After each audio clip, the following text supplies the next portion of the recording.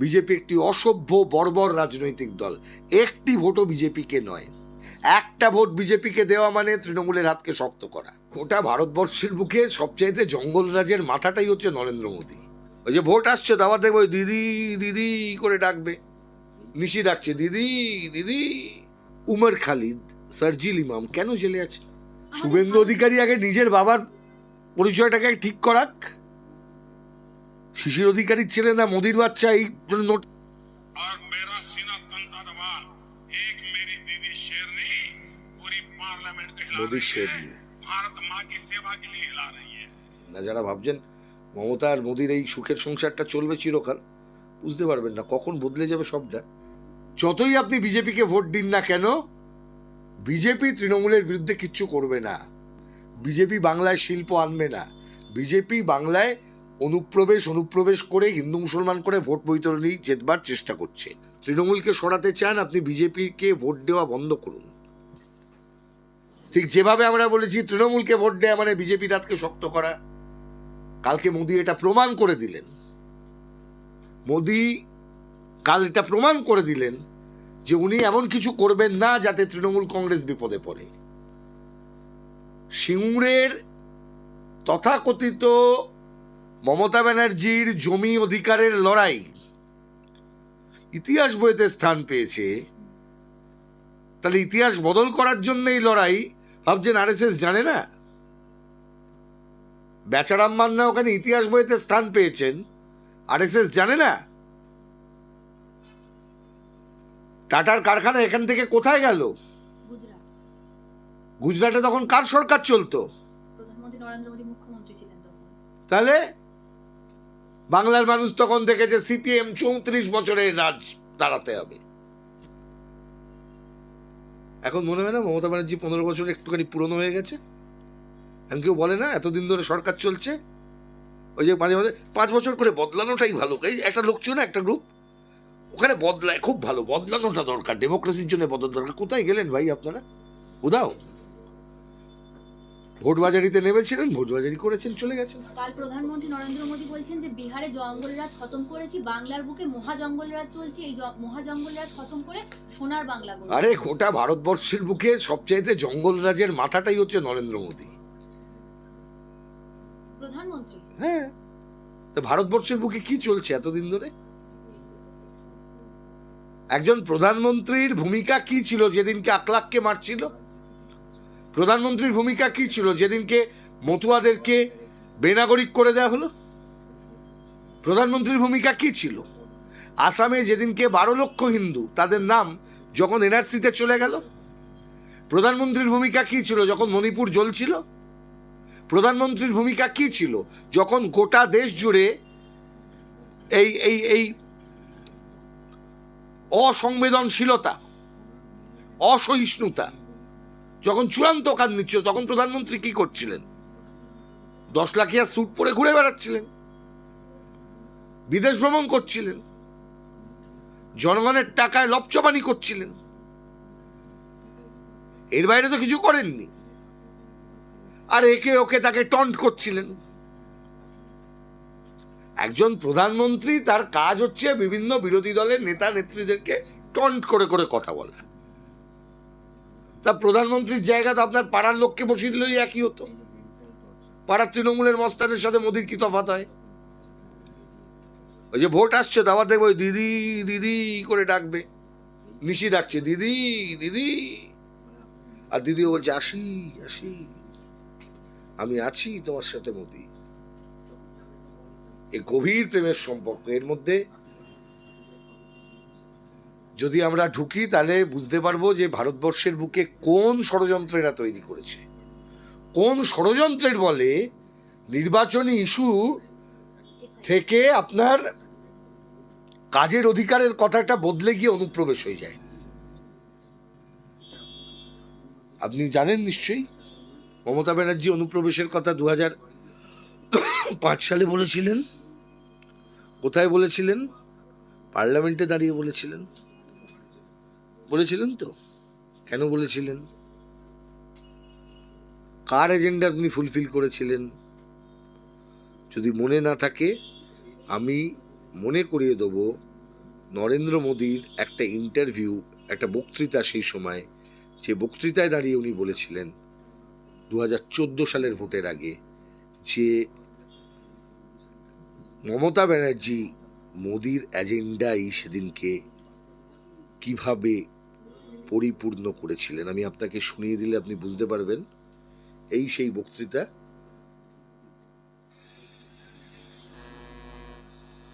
আমি আপনাকে नानी ये परिवर्तन कहाँ आना था? अरे हम तो सोच रहे थे बंगाल में परिवर्तन आएगा, लेकिन दुख से कहना पड़ता है परिवर्तन दीदी में आ गया।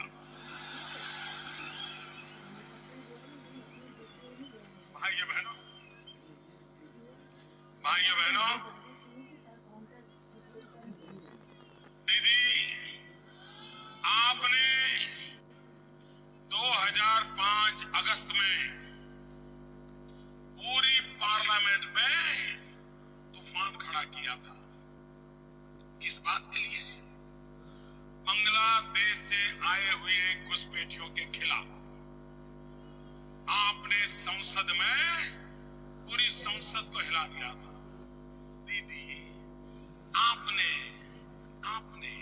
2005 में जो पार्लियामेंट में बोला, ये आपका भाई आज वही बोल रहा है, ভুলে যাবে মানুষ এত वही তাড়াতাড়ি। बोल रहा है। और मेरा सीना तनता दबा, एक मेरी दीदी शेरनी पूरी पार्लियामेंट को हिला मोदी रही है, शेरनी। भारत माँ की सेवा के लिए हिला रही है, बोल रहा है। और आप मुझे रस्सा बांध करके जेल में डालने की बात कर रही हो? ये कैसा न्याय है दीदी? ये न्याय ठीक नहीं। आप खुद घुसपैठियों के खिलाफ थे, लेकिन अब वही घुसपैठिए आपकी मतपेटी भर रहे हैं, इसलिए आप देश के साथ अन्याय करने पर निकली हो। ये परिवर्तन आपसे अपेक्षा नहीं थी दीदी, आप नहीं बदल सकती।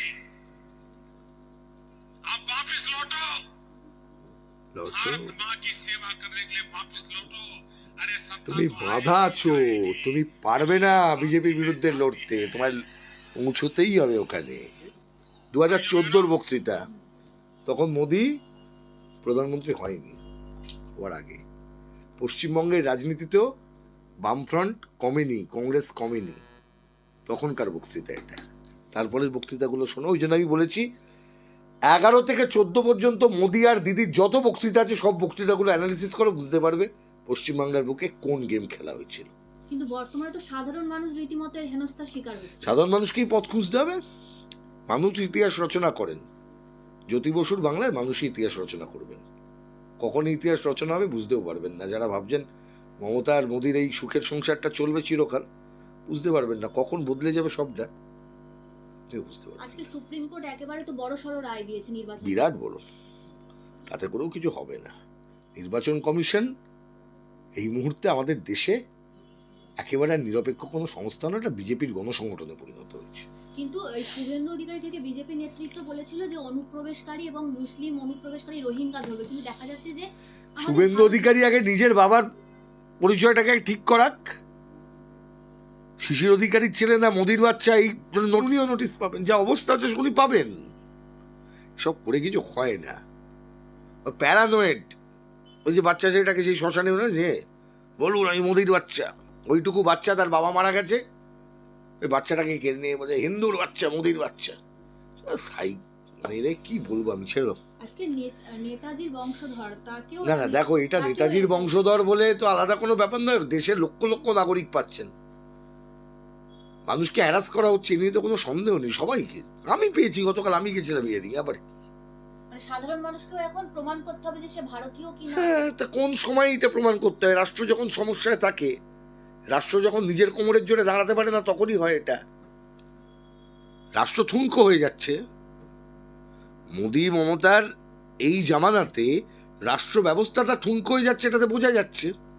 তোমার বর্ডার ঠিক নেই, তোমার ওখানে লোক ঢোকে, দিনের শেষে তো এটা ঠিক যে ওখান থেকে অনুপ্রবেশকারী ঢুকেছে বলে না এত কিছু করছো, তা কেন ঢুকলো ভাই? আমার বর্ডার সিকিউরিটি কোথায় গেল? কিন্তু এসআইআর কই তাদেরকে ডাকা হচ্ছে না তো? কাকে ওই যারা ঢুকেছে নাকি রোহিঙ্গা এরকম কাকে কথা ঢুকেছে, বলছে। কটা রোহিঙ্গা পেয়েছে?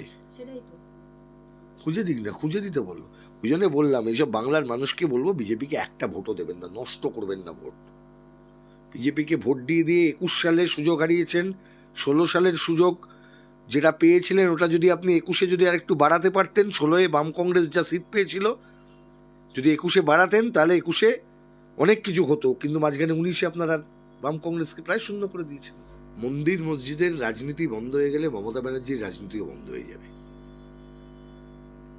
কারণ গতকাল আপনারা দেখেছেন যে শত চেষ্টা করেও শুভেন্দু অধিকারী, সুকান্ত মজুমদাররা মোদির মুখ দিয়ে কিন্তু শিল্প, সিঙ্গুরের জমিতে কারখানা বলাতে পারেনি। ঠিক যত চেষ্টা করেও আপনি, আমি, আমরা কেউ মমতা ব্যানার্জিকে বোঝাতে পারিনি 15 বছর সময়ে যে পশ্চিমবাংলার জন্য শিল্পের প্রয়োজনীয়তা আছে, স্কুল কলেজের প্রয়োজনীয়তা আছে, কাজের প্রয়োজনীয়তা আছে, বোঝাতে পারা যায়নি অ্যাডমিটেডলি। সেই জন্য মমতা ব্যানার্জি পশ্চিমবঙ্গের শিল্প নিয়ে খুব একটা মাথা ব্যথা করেননি। শত চেষ্টা করেও এটা বলতে পারছেন না পশ্চিমবাংলা শিল্পে তত্তর করে এগোচ্ছে। মমতা ব্যানার্জিকে চপ শিল্প, চানাচুর শিল্প এইসব নিয়ে কথা বলতে হয় এই কারণেই তো। কেটলি নিয়ে বেরিয়ে পড়ো, চা নিয়ে বেরিয়ে পড়ো। কারণটা হচ্ছে উনি এই বিষয়টাকে অ্যাভয়েড করতে চাইছেন। তা আজকে এই প্রশ্নটা করার, যত এই প্রশ্নের উত্তর দিব তত মমতা ব্যানার্জির ওই কাজটাকেই না এনকারেজ করা হবে। Let us avoid. মন্দির মসজিদের রাজনীতি যত তাড়াতাড়ি অ্যাভয়েড করতে পারবেন তত বাংলার মানুষের মঙ্গল, এটা বুঝতে হবে। ধর্ম আপনি পালন করুন, আপনার বাড়িতে করুন, মন্দিরের ভিতরে করুন, মসজিদের ভিতরে করুন, কিন্তু ধর্মকে নিয়ে রাজনীতির প্রাঙ্গণে আসবেন না। ধর্ম আর রাজনীতির মিশেল কিন্তু ভয়ঙ্কর হয়। জ্যোতিবাবু বলতেন ধর্মকে রাজনীতির সঙ্গে মেলাবেন না।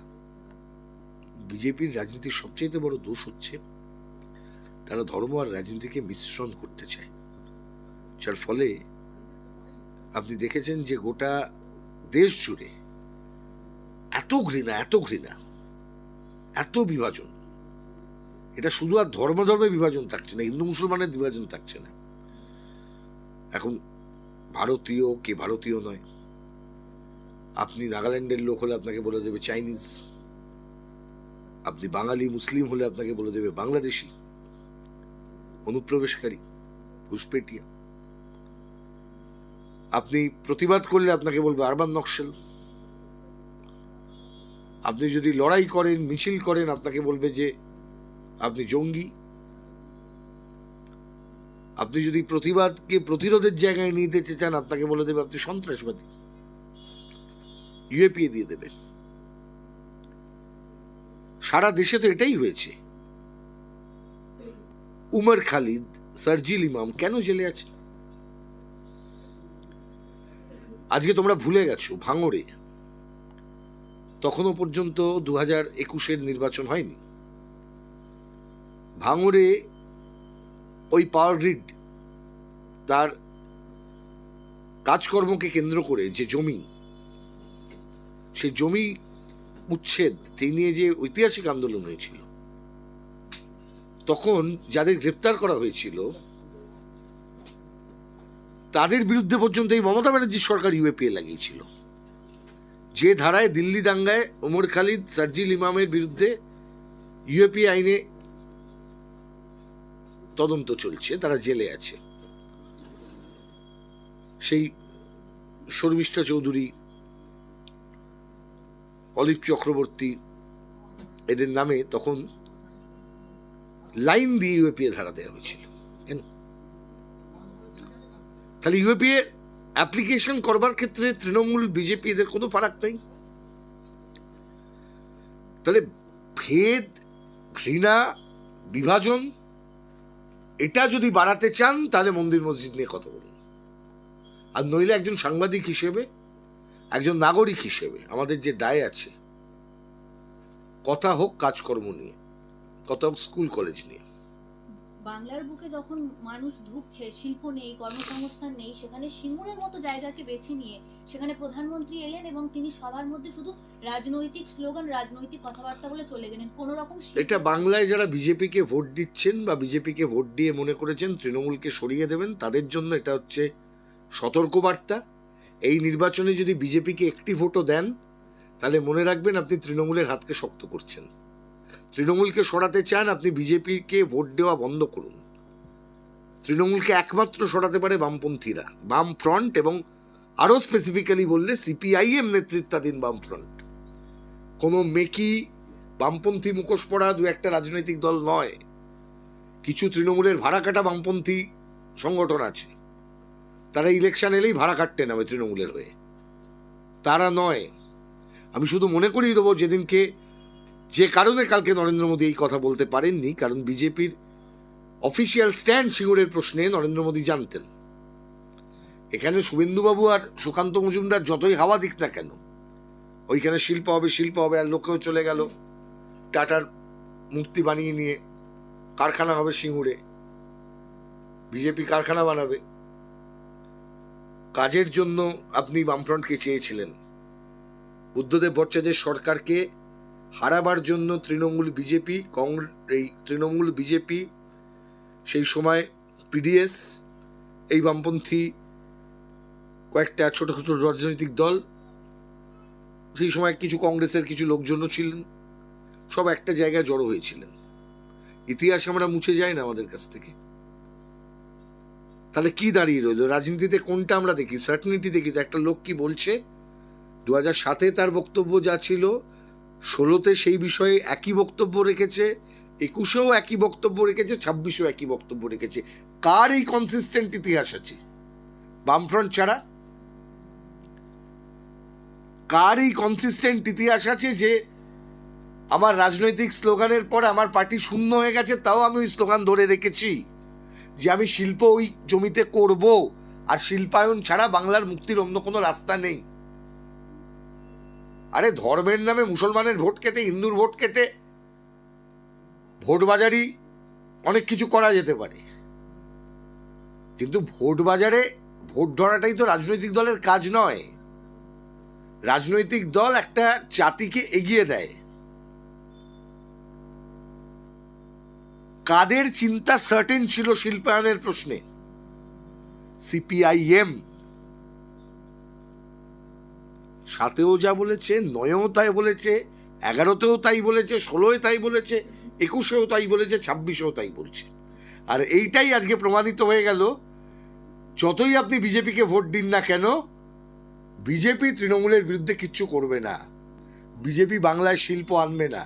বিজেপি বাংলায় অনুপ্রবেশ করে হিন্দু মুসলমান করে ভোট বৈতরণী জেতবার চেষ্টা করছে, মানুষের মধ্যে বিভেদ বাঁচিয়ে রাখবার চেষ্টা করছে। আমি শুধু মনে করিয়ে দেব আপনাদেরকে, পশ্চিমবাংলার মানুষ যাদের মধ্যে বামপন্থার সংস্কৃতি রয়েছে, আমি আপনাদের মনে করিয়ে দেব কমরেড জ্যোতি বসুর কথা, বিজেপি একটি অসভ্য বর্বর রাজনৈতিক দল, একটি ভোটও বিজেপিকে নয়।